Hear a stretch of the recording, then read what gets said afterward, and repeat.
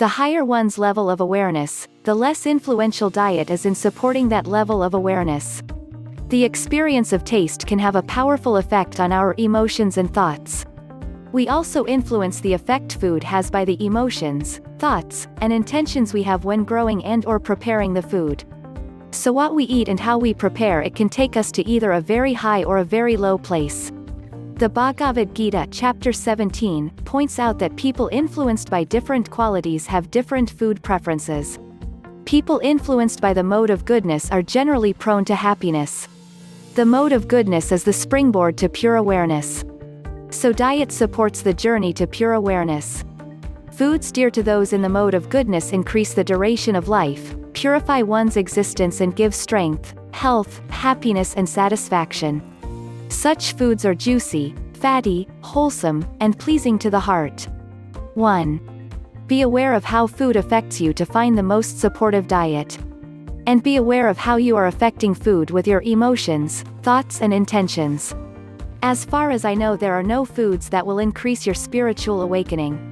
However, many people find that they naturally gravitate towards a vegetarian or vegan diet up until awakening. That was my experience, and I also found a near macrobiotic diet became helpful at a certain stage. After awakening, I found myself occasionally eating meat after 25 years as a vegetarian. Listen to your own guidance on this, as your own body knows the foods it needs for optimum health.